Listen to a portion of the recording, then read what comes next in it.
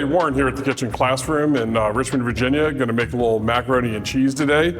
We have our butter, flour, our sharp cheddar cheese, just using one cheese today. You can use a bunch of different varieties, but this is my go-to basic mac and cheese, just straight up sharp cheddar.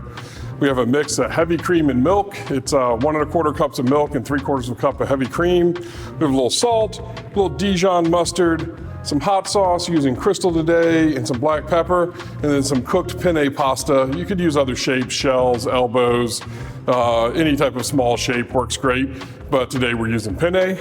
And this is where we're gonna get going. So we're gonna start by turning on our burner. We have a nice wide saucier here.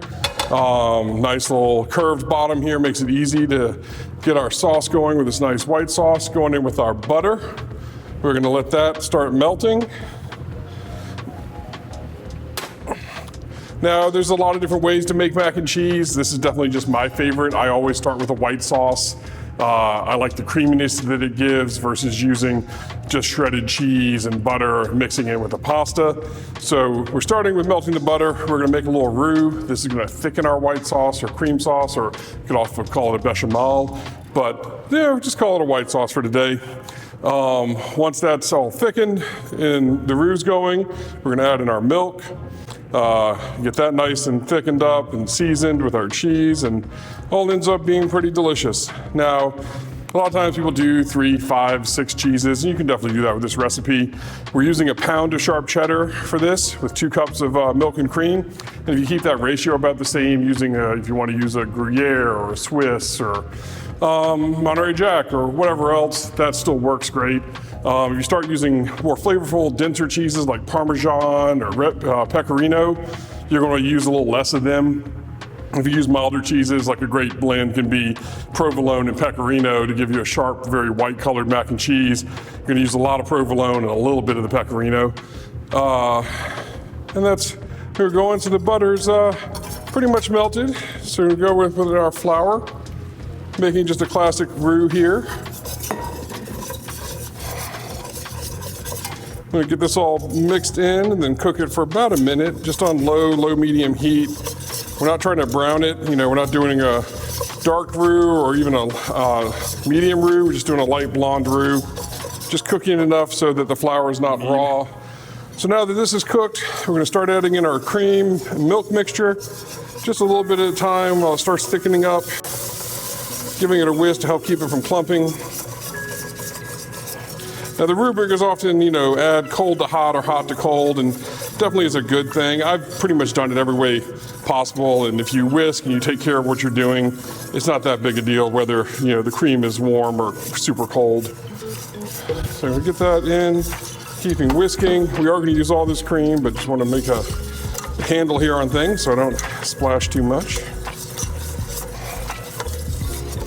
See, that's thickening up really quickly, which is great.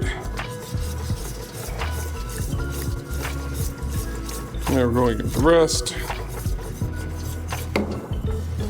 Make sure we get all up on the sides so we get this evenly mixed in. You want to stay on low, medium heat. We don't want to get up to high heat. It's going to get to where we need, but we don't want to accidentally burn the milk and cream using that high heat. Now, if you want to just stir really, really fast, I guess you can use higher heat, but I like to take it a little slow. So we're going to let this heat until we start seeing the bubbles come up and it gets to a little bit of a simmer. Not going for a rapid or rolling boil. That's more chance we're going to break it or scorch it. But we definitely need to get a nice full simmer so the flour has its full ability to thicken the mix. We're almost there, so we're going to go ahead and add in our salt just for seasoning and our Dijon mustard. Now the mustard's not going to make the mac and cheese taste like mustard. It's just going to bring out the intensity of the cheese flavor, especially with the cheddar cheese. It really brightens up that flavor without making it taste like mustard. So many ways to modify this recipe. If you're doing maybe a German-inspired macaroni and cheese, you could use some coarse Dijon, maybe a little heavier dose of it, give it a little more flavor, and see those nice mustard seeds all through it. Use a little Emmentaler or something like that with it, and a little black pepper, because pepper tastes good. And you can see we're getting to a bit of a simmer here. You can see the bubbles slowly coming up. That's what we're looking for. Now, if you wanted to be fancy and didn't want to have those black specks, you can use some white pepper. We're just going to turn our stove down just a touch and leave it on right now. And we're going to start adding our cheese. This is shredded sharp cheddar cheese. We're not going to use pre-shredded cheese unless we absolutely have to, and I don't know what case that would be. But pre-shredded cheese is all coated with a cellulose or cornstarch, and it really doesn't melt as well as cheese you shred yourself. So I can implore you to shred your own cheese. Definitely gives you a better finished product anytime you're doing a melting type thing to your cheese, whether that's for a grilled cheese or mac and cheese like we're doing here. Now we're gonna go in handful at a time, and we're gonna whisk and get it moving until all of it's melted before we go with the next handful. This makes it so we don't overly cool our mixture. Give it time to melt all the cheese. If we dumped it all in once, it'd be really hard to get it all melted evenly. We'd just be cooling off the sauce too much. Depending on your burner, you may turn your burner off and then turn it back on, depending on how low you can get it. But this is staying nice and low, so we're not too worried about scorching or burning it.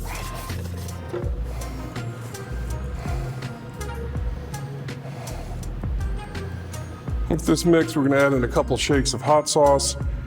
Again, we're not trying to make this spicy, but the capsicum helps round out the flavor on the palate, brings out the cheese flavor, gives you a little fuller palate note.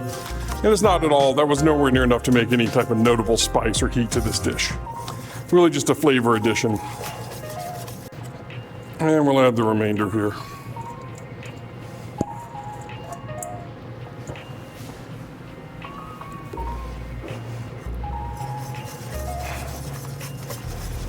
Now with this recipe, we're gonna bake it, but you really don't have to. Like once we get this all melted in, we add in our pasta, that's ready to serve.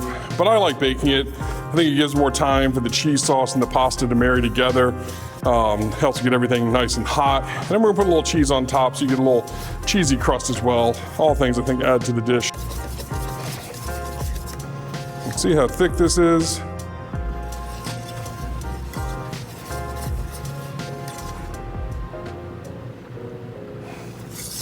As this cools, after we take it out of the oven, it's gonna get a little thicker. So if you let it sit for 5 to 10 minutes, especially in using a cast iron skillet, you're gonna have a nice thick one. It may be a little thinner if you try to serve it right after it comes out of the oven. Yeah, that's great. Super cheesy. Cheddar flavor really pops. Doesn't need any salt. That was unintended. So we got our pasta we're going in. Now this pasta is not al dente per se. It is not overcooked, but it's cooked till it's fully through because I don't want any crunchy bits in my mac and cheese. You know, I consider this more of a southern dish, and crunchy pasta is just not the way we want to go. So it's a little, quite a bit of sauce here. Some of that's gonna cook in, but I like a nice saucy mac and cheese. If you were doing this recipe, that was 8 ounces of pasta that we cooked. And you're like, man, don't want quite so much sauce. Just cook another ounce or two of pasta. It'll fill it up. So we got our cast iron skillet. And we're gonna go into there. It's got a little bit of butter on it. Not too worried about sticking because cast iron's great for that.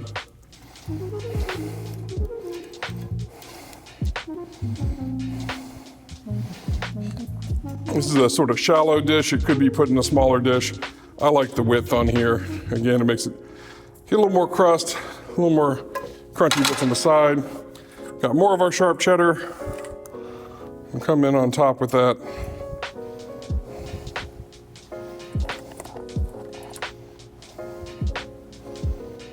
You could also add some breadcrumbs or some cheesy cracker or something if you want a little more crunch. Going into the oven. We're at 425 degrees. It's gonna be 10, maybe 15 minutes, depending. I'm gonna set a little timer for 10 and let it happen. All right, so coming out of the oven here.